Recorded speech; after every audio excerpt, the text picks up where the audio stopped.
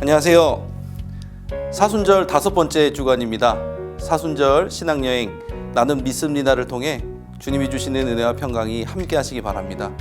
오늘은 사도신경 하늘에 오르사 전능하신 하나님 우편에 앉아 계시다가 저리로서 산자와 죽은 자를 심판하러 오시리라 성령을 믿사오며 이 부분에 대해서 함께 나누며 은혜 나누도록 하겠습니다.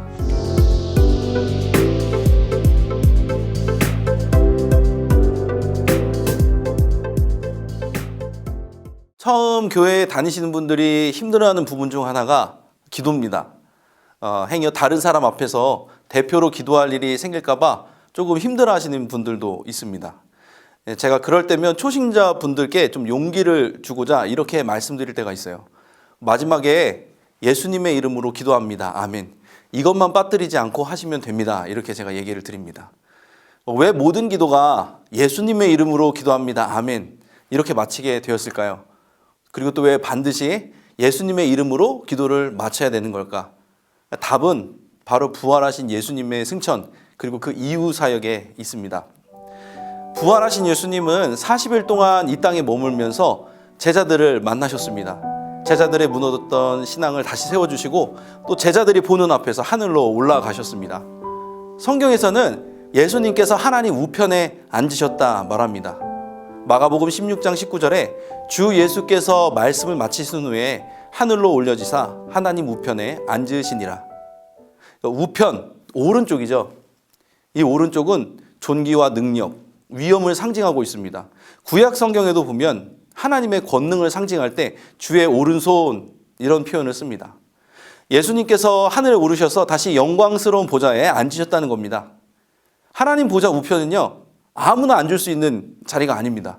심지어 천사도 앉을 수 없다고 그렇게 성경은 기록하고 있습니다. 오로지 하나님이 허락하신 존재만 앉을 수 있는 자리가 바로 하나님 보좌 우편입니다. 이 자리에 앉을 수 있는 방법은 하나뿐입니다. 바로 십자가입니다. 예수님은 하나님께서 허락하신 그 십자가에 달려 죽으심으로 인해 하나님 보좌 우편에 앉으실 수 있었던 겁니다. 십자가를 통해 우편에 앉으신 예수님께서는요, 우리를 위해 중보기도 하고 계십니다. 성경은 여러 군데에서 예수님의 중보기도를 말하고 있습니다. 그러므로 자기를 힘입어 하나님께 나아가는 자들을 온전히 구원하실 수 있으니 이는 그가 항상 살아서 저희를 위하여 간구하심이니라.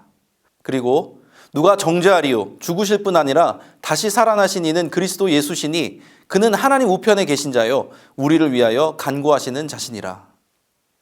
예수님께서는 이 땅에서 인간이 겪는 모든 희로애락을 경험해 보셨습니다. 그렇기 때문에 우리의 슬픔 그리고 아픔도 가장 잘 이해하시는 분이십니다.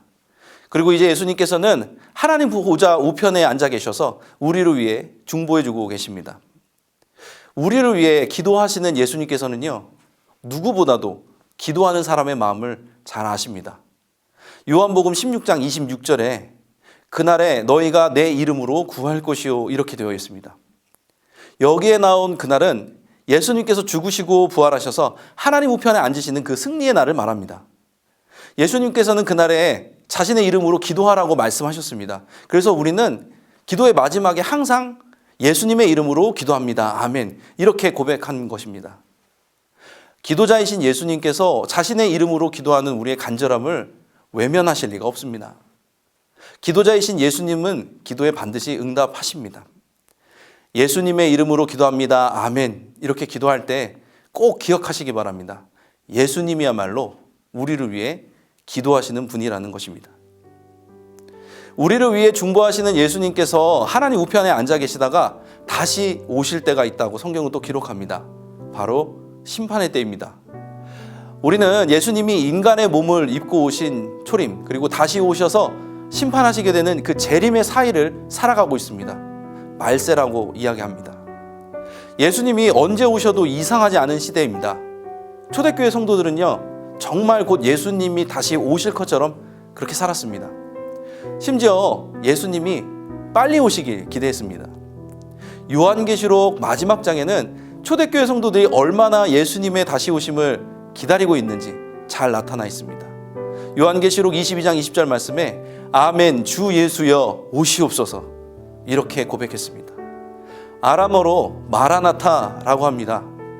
초대교회 성도들은 성찬 예식 때마다 마라나타 이렇게 고백했습니다. 예수님께서 어서 빨리 오셔서 우리를 구원해 주시게 기대했습니다. 사실 이건 우리와는 좀 사뭇 다른 부분입니다. 우리는 때로 좀 예수님께서 천천히 오시기 원하는 마음이 있습니다. 내심 심판을 두려워하기 때문에 그렇습니다. 그러나 사도신경으로 신앙을 고백하는 모든 성도님들은 심판을 두려워할 필요가 없습니다. 하나님께서는 우리에게 있을 심판을 미리 보여주셨기 때문입니다.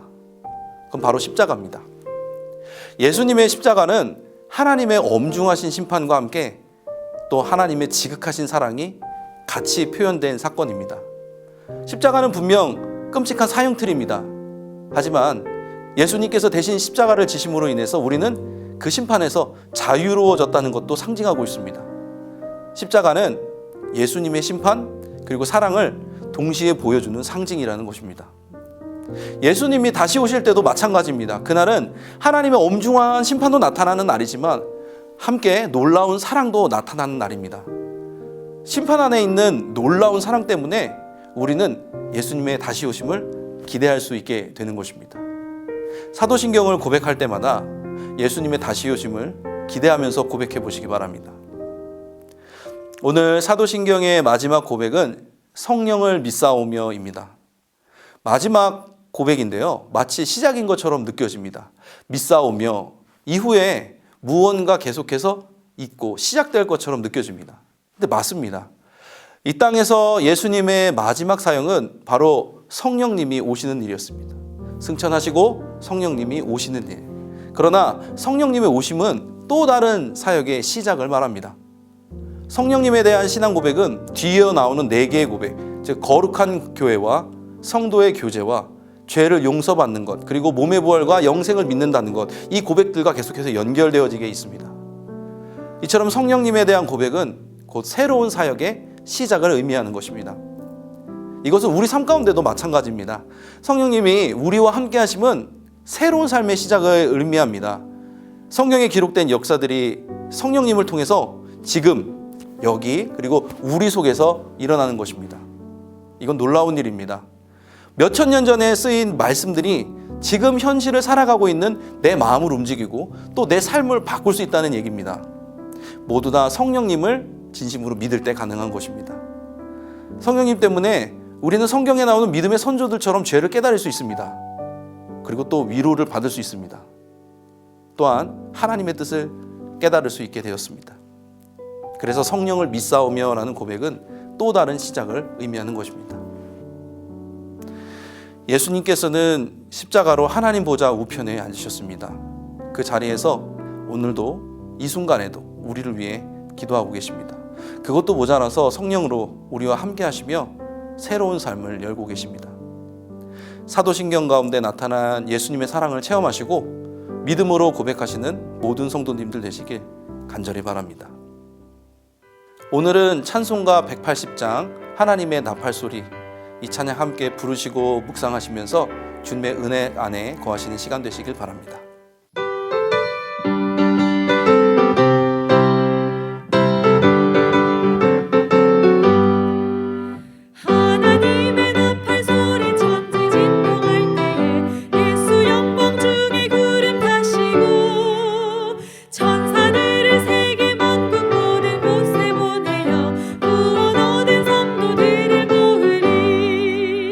나팔 불 때 나의 이름